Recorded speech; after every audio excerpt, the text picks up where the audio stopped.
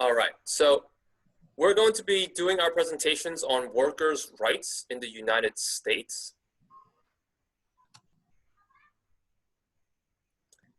If you are in the audience, please write down one thing that you liked about the other group and also one question.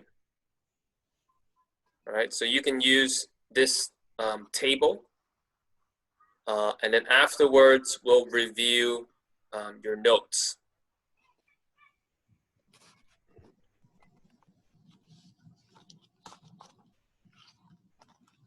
Okay, so once again, is this for the presenters to do?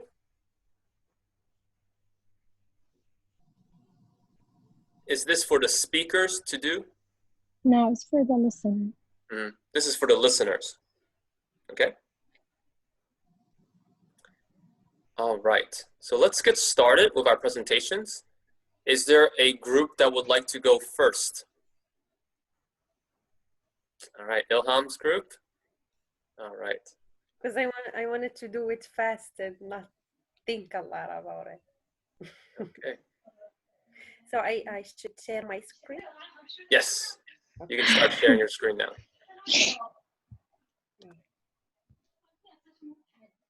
You can see it? Yeah.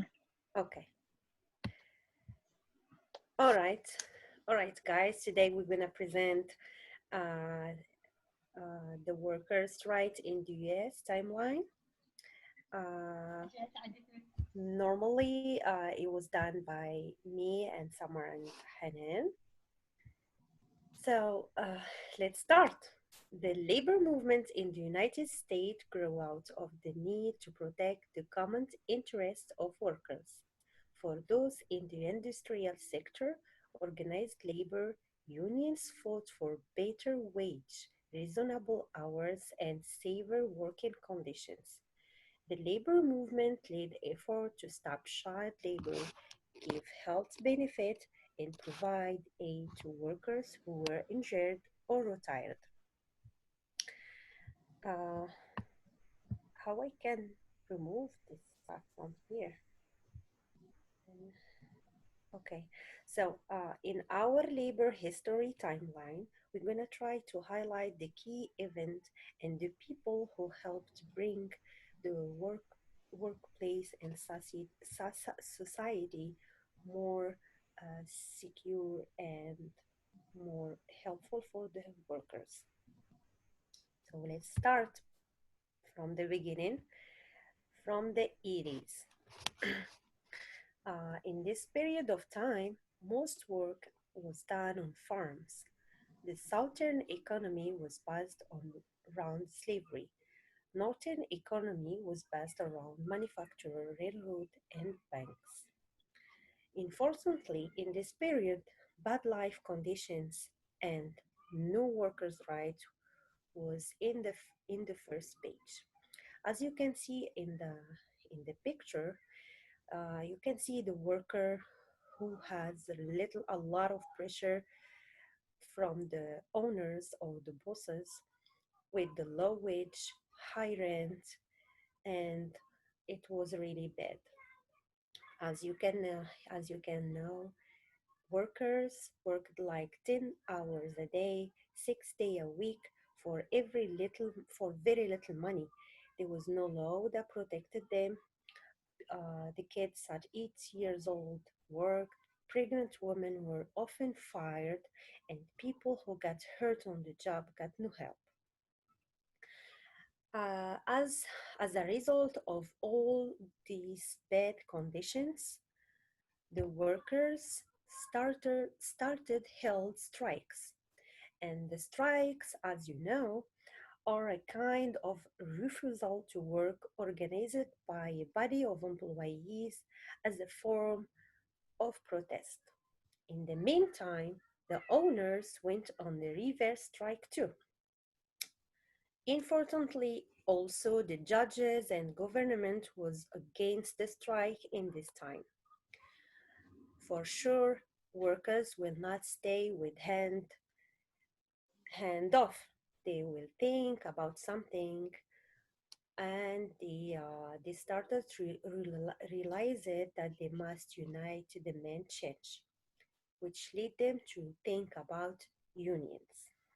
And exactly, unions, labor unions, that we're gonna talk about in our next slide. So, the labor unions or organizations of workers that bargain with bosses for better working conditions, and all the Americans started to join unions at the late 80s. And here is a timeline of the most known unions in the late 80s and the start of the 90s.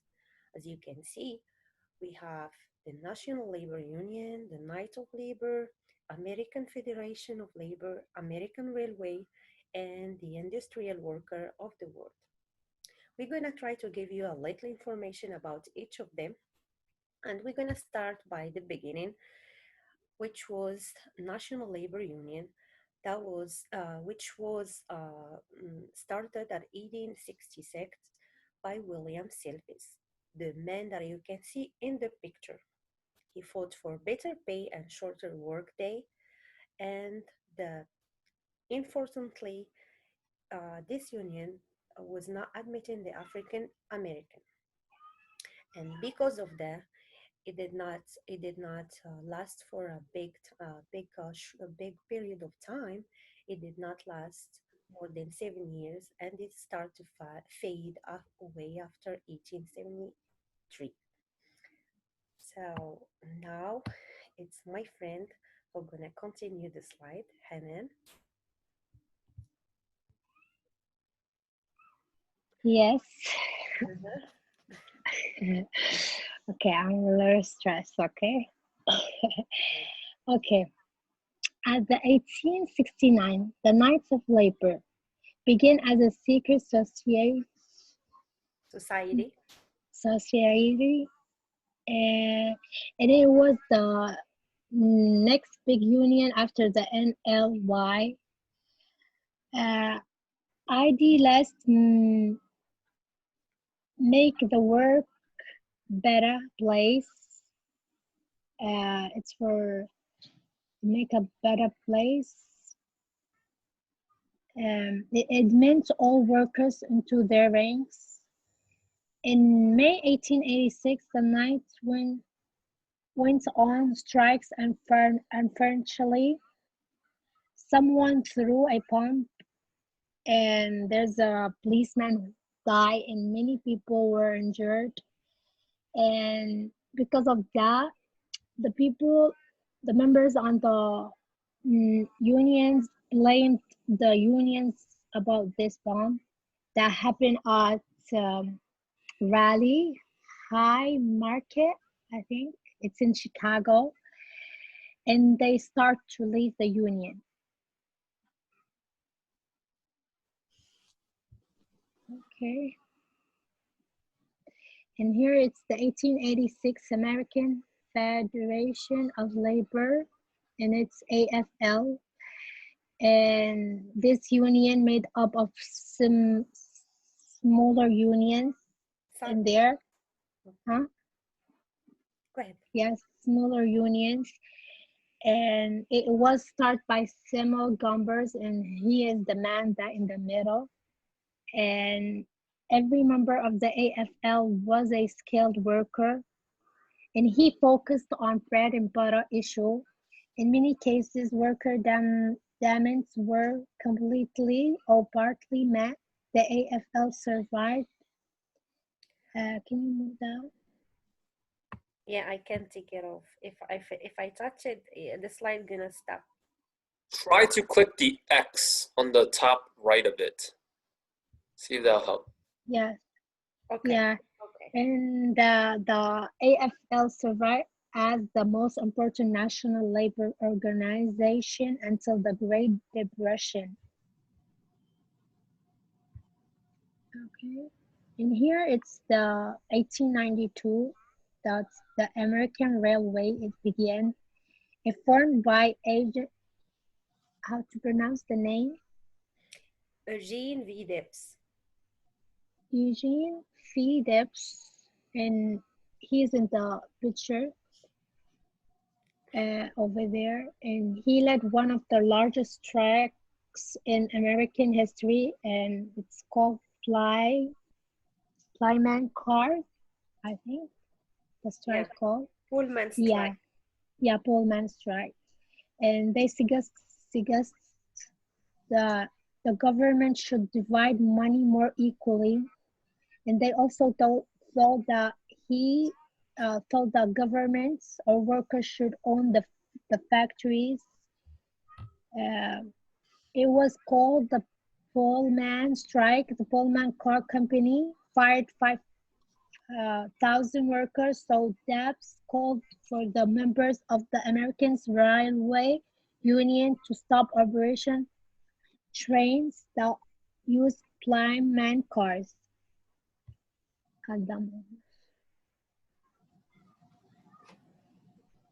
And here it's the industrial workers of the world, IWW awards, and it begins in 1905. It's a group even more extremely than the socialists. It's too hard to word. They wanted to fight directly against business owner and represented all of the working class, no matter their race. They laid a hundred of strike. Most famous one is the bread and roll strike. And the interested worker of the world was ridiculous labor union. It sought to organize unskilled laborers in order challenge and overthrow the capital system. All right. Thank you, Hanan. Now, I think Samar. Since we Hi. Yeah, hi, Samar. So since we mentioned the bread and rolls in the previous slide, we wanted you to introduce Camilla Tioli. Go ahead. Okay. Camilla Told was an Italian immigrant who lived in Lawrence, Massachusetts. In 1911, young Camilla had to quit school in the 6th grade to work in Lawrence textile factories. Just 3 weeks after starting work, Camilla suffered a terrible accident. She had to spend 7 months in the hospital. When she finally healed, she joined 27,000 other workers to protest the factories. The protest was later known as the Bread and Roses Strike.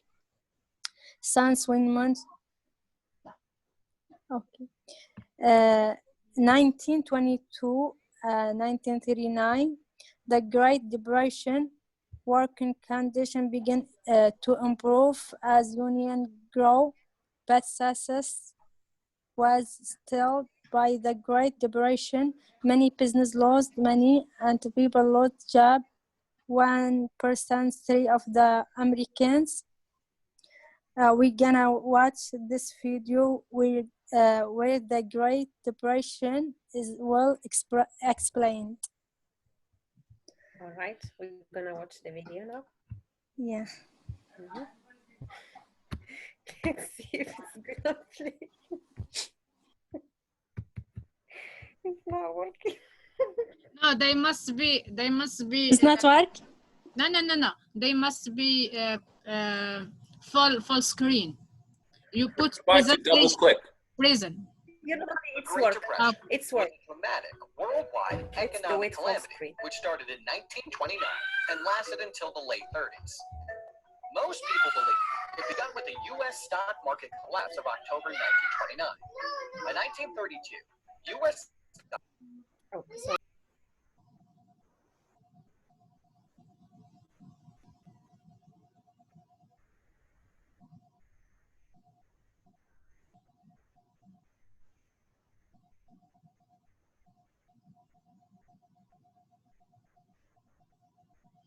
Ilham, There's no. You are mute. Collapse of October 1929. By 1932, It's working now?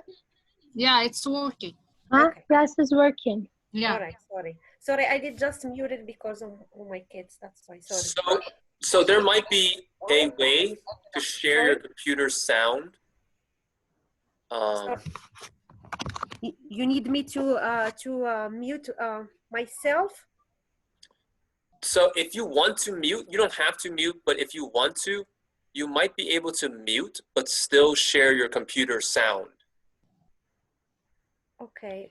So if you go up and click on the green bar right there, Yeah. you click on more. More? There's no option to share computer sound. No. No. Okay, then that's okay.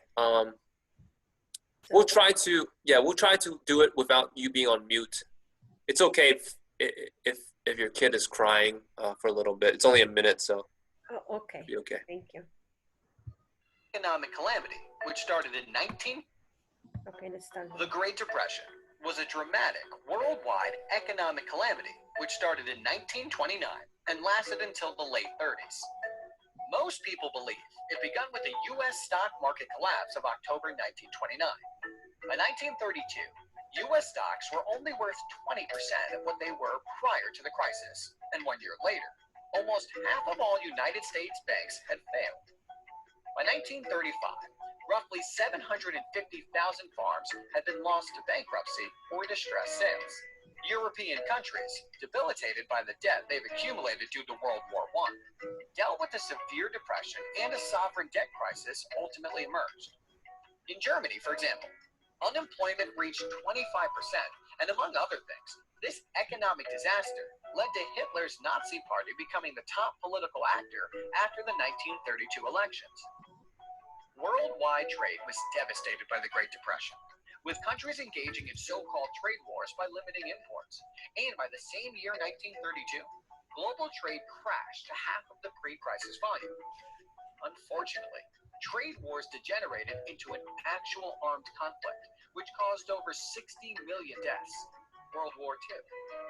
Make no mistake, most wars have been caused by economic factors to a very large degree. Let's learn from the past and not let this happen again. All right. Hope you did hear it correctly. I don't know. Yeah, the sound worked really well. Okay, good. So go ahead, some more. 1932, Rhodes left and labor union lacked in 1932. Government and the core began looking more favorable in labor. He supported a number of important laws that defined labor's cuts. Congress passed one of the first pro-labor laws in 1932, Norris Liggett Act. 1935, National Labor Relation or Wagner Act, growth in union membership. This law made contracts that said workers could not remain in or enjoy a union and limited the power of the Federation Courts, stop strikes and other job actions, which gave workers the right to join union and to bring in collective through union representation. Representative. All right, thank you, Samar. So from the beginning to the end of our history, the labor movement has accomplished a lot. If you get weekend off or overtime paid, thank to the union's member who fought for those rights. None of our movement achievement would have happened without the effort, organization, and advocacy of our brothers and sisters. But injustice still ran amok. We must look for the past not only for inspiration, but for the tools we need to continue the fight. To conclude our presentation here, here the actual right that any employee in USA can have. I have another video. I can play it, or How long is this video? the first one was like a minute, and this one is 3 minutes. So the total is 4 minutes. Yeah, that's okay. Okay. Thank you.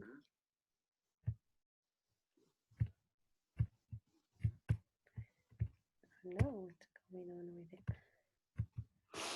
It's a little tricky. Sometimes you just have to click it really fast. Yeah. Oh no.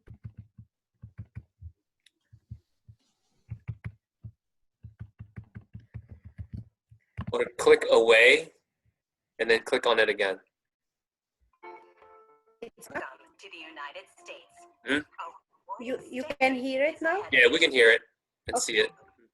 But in case you get stuck in a bad situation, you should know your right. Yes, It's our video. United States. They're explained in the pamphlet YouTube you get video. during the visa process. If you ever feel mistreated, need help, or want more information about your rights, call the National Human Trafficking Hotline at 1-888-373-7888. You can speak with someone in your language and remain anonymous. The hotline is run by a non-governmental organization, and the person you speak to will be a trained advocate who can answer your questions and help you. Call the police at 911 if you are in immediate danger or in need of emergency assistance.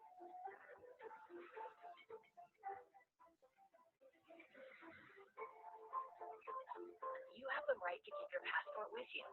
Your employer cannot take your passport. You have the right to be paid fairly for all the work you do. It is also reasonable for you to expect to be paid on time. You have the right to a contract that covers your and your employer's responsibilities.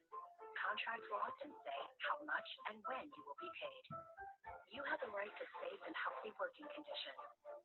This includes access to proper medical treatment, protective equipment, clothing, and training, as well as clean bathrooms and drinkable water.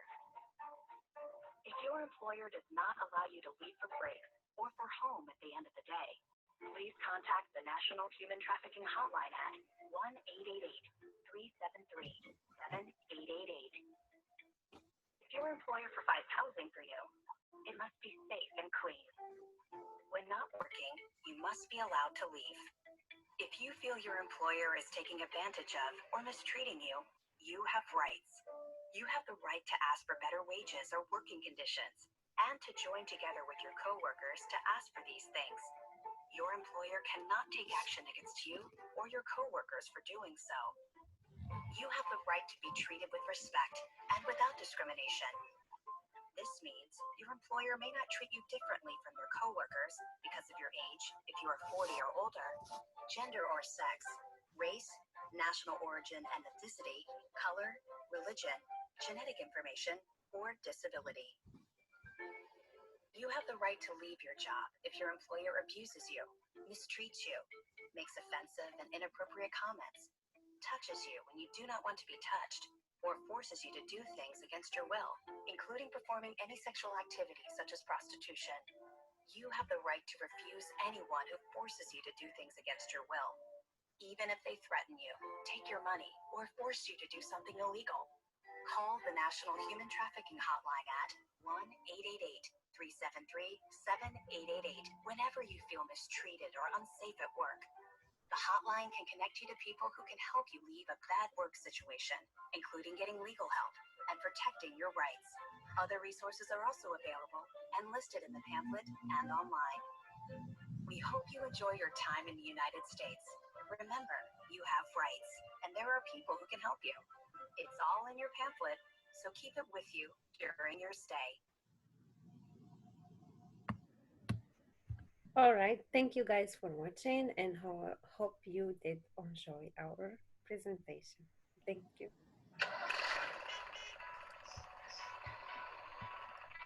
Thank you. Thanks. Can you stop the... Thank you. That was wonderful. That was wonderful. So like I said, if you're in the audience, please make sure that you write down something that you liked and one question. All right. So we'll pause for 2 minutes for audience members to take down some notes. We won't review it now. We'll review all of your notes after the second group presents.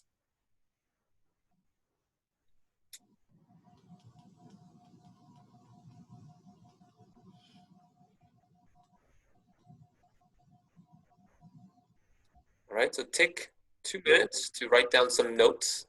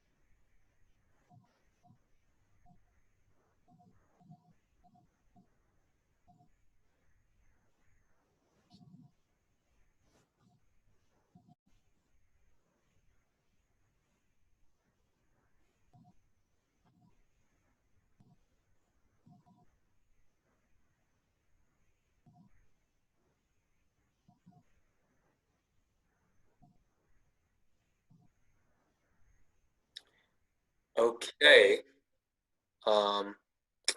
Lizeth and Samira.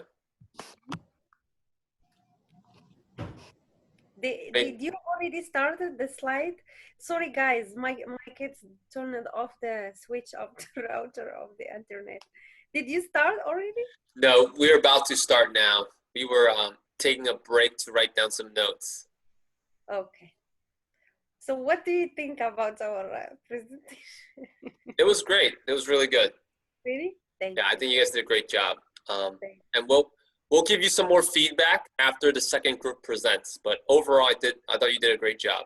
All right, thank you. And you know, if your kids are around and they're making some noise, that's okay. We're all working from home, studying from home, so we know that there are unexpected things happening all the time. Thank you. All right, Lizeth and Samira, you can take the floor. We start or we... Yeah, you can start. Okay.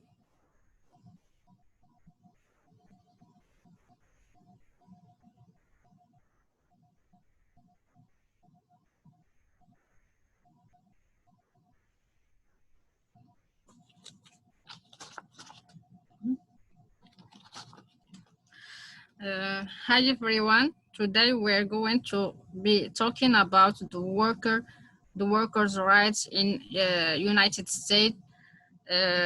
Presentation prepared by me and my friend Lizeth.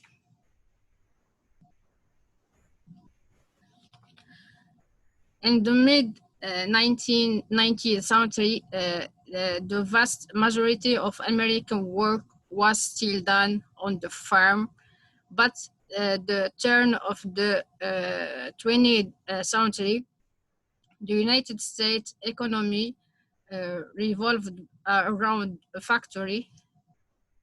Then some technology entered the workplace massive way, and the American workforce was much better off at the end of the 20th century than it was at the beginning. Most Americans living at the guild uh, guild age between the 1870 and 19, they lacked money, education, and political power. They worked 10-hour shifts, 6 days a week, for wages barely enough to survive. Men, women, and children, as young as 8, worked tirelessly. Medical coverage did not exist, and pregnant women were often fired. People who got hurt on the job got nothing. Soon, workers realized that they must unite to demand change. They know that there were more workers than there were owners. Together, they formed unions to bargain with factory owners. At the same time, bosses often took extreme measures to prevent union from taking hold. Still slowly, but surely unions grew. The battle was clearly drawn between workers and bosses, and each side had their tools. Most of the time, workers were demanding higher wages and better working conditions. They often used the strike. They stopped working so that the company would lose money and eventually agree to a change. For small communities, workers could also convince town people to boycott. They stopped buying things from factory until the owners agreed to change. And in desperate times, workers sometimes sabotaged equipment or used violence. On the other hand, owners had tools to their own, like lockout or reverse strike, in which the owner tells the employees not show up until they agree to pay cut, and sometimes they made workers sign a yellow dog contract or a note to never join a union.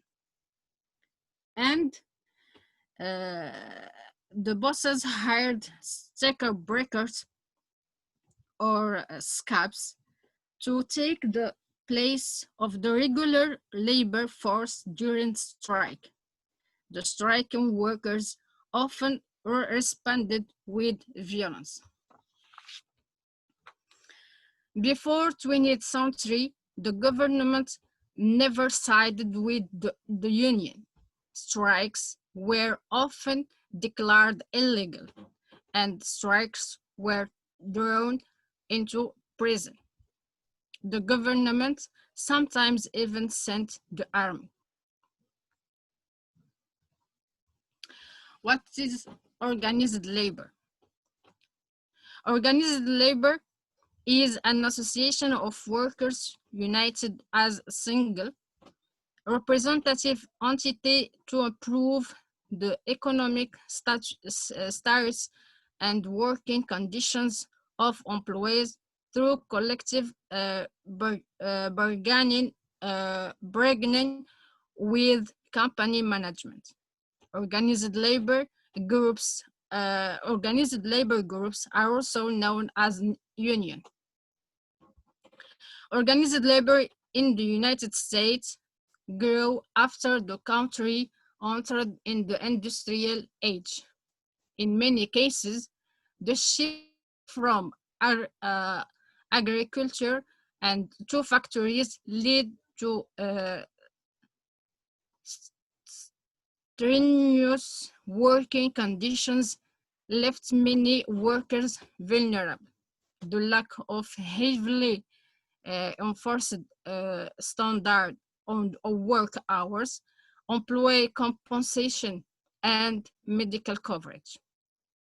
Organized labor has booked tremendous positive change to working Americans. Today, many workers enjoy higher wages, better hours, and suffer working conditions. There is a lot of national-wide labor organization. For example, in 1866, National Labor Union was created. In 1869, Knights of Labor was created. And in 1886, American Federation of Labor. In 1893, American Railway Union. In 1805, Workers of the World, and in 1913, Federal Department of Labor was created. In the next slides, I will describe each of these labors. The National Labor Union came about in 1866 with hopes to improve working conditions for laborers. It was led by William Silvis. The National Labor Union booked together skilled and unskilled workers, as well as farmers. It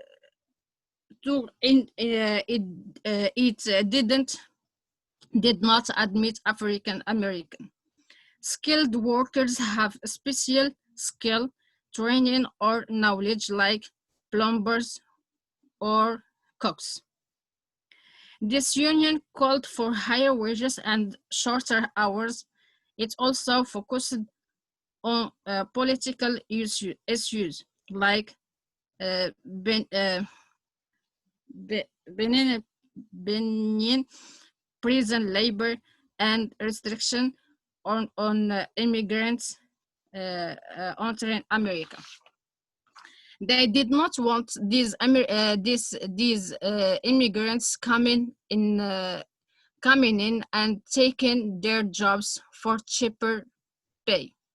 This trade union attracted nearly 600,000 members. It withdrew away after 1873. Knights of Labor was another labor union that was similar to National Labor Union. It was founded in 1869. It accepts unskilled, skilled women, blacks, and immigrants, exclude Chinese. It was led by Uriah Stephens and then Terence Powderly.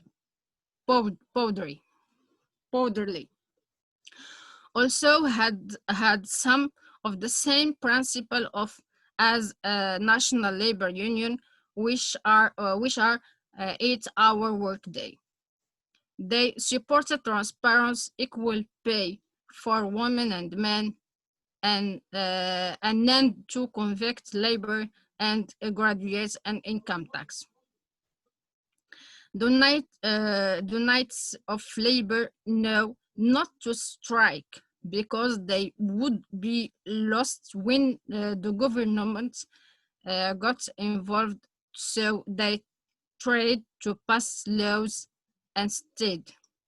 They helped pass the Chinese Exclusion Act, but died off from the Haymarket Square incident.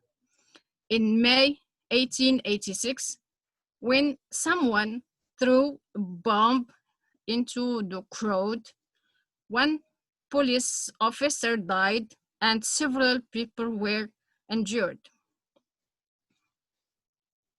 In 1886, the Knights boasted 750,000 members. The next big labor organization was the American Federation of Labor. It was started by Samuel Gompers in 1886. The American Federation of Labor was loose grouping of smaller craft unions, such as the Cigar Makers Union and the Hat Makers Union. Every member of the American Federation of Labor was a skilled white worker.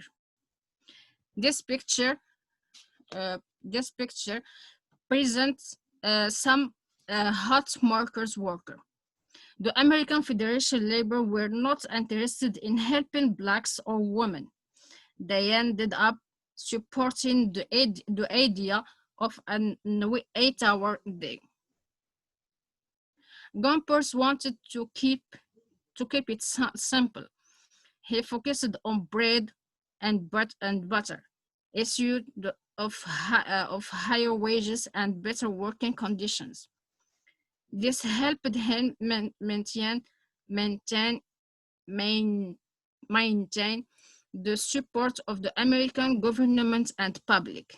By 19, the rank of the American Federation Labor slowed to over 500,000 members.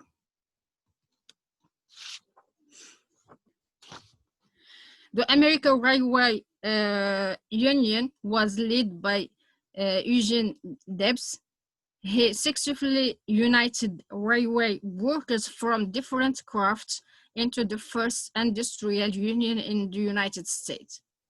In 1894, he led one of the largest strikers in American history, the Great Pullman Strike, when its workers refused to accept pay cuts. The Pullman Car Company fired 5,000 employees. To show support, Debs called for the members of the American Railway Union to stop operating any trains that used Pullman car. The strike was shut down by the government. The following years, the Socialist Party was formed. At its height, the party numbered over 100 active members. Debs ran for US president 5 times, and in the election of 1912, he received over 900 votes. Even more extreme than the socialists were the members of the Industrial Workers of the World, or IYY, founded in 1905. The Wobblies encouraged their members to fight for justice directly against their employers. Although small in number, they led hundreds of strikers across America. The IYY won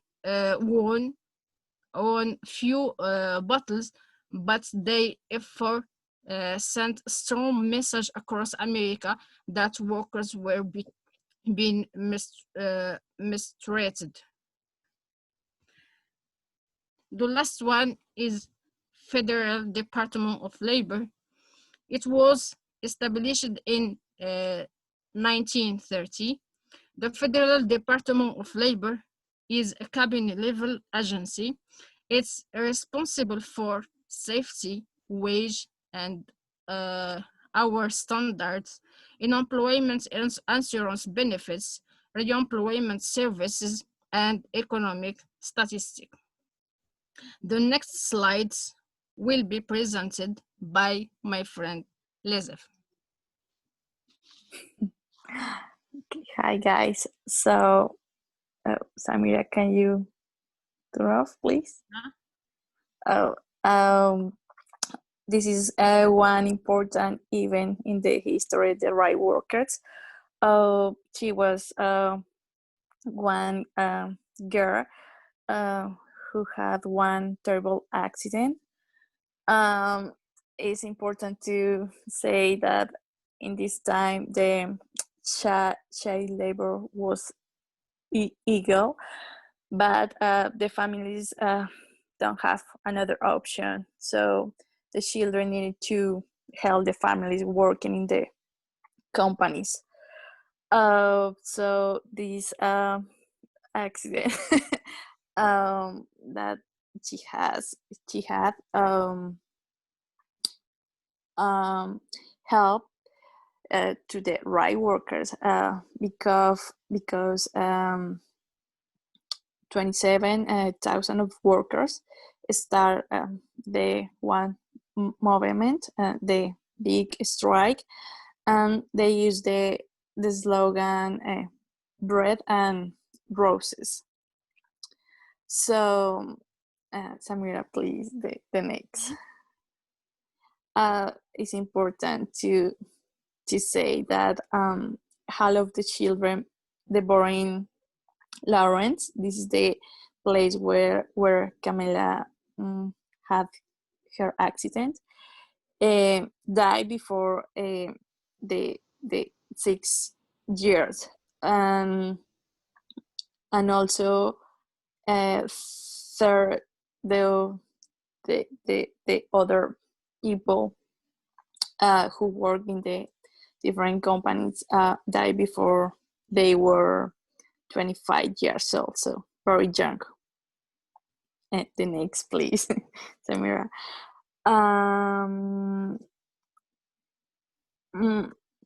These strikes, after this accident, the people start to different organization. Then they call the labor unions. So specific in Massachusetts, the government design one law that say the women less more money than the woman, but the men they work the same hour and the same activity. So the women start another strike for your rights, and they demanded that the companies pay more money. After that, thank you. It started the Great Depression in the United States. So in this moment, United States, many companies lost a lot of money, and the people lost a lot of jobs. So the workers create different movements to bargain for their rights. So one of the most important unions was, like mentioned my friend Samira, the American Federation of Labor. This is one of the most important, but they don't admit women or African Americans. So, well, this is before Samira, please. In this time, 1932, the Congress passed the first law about the yellow contract. This is important to mention because when the workers put their signal here, they don't enjoy any labor movement. So after that, the law gives the opportunity to the employees participate in these unions.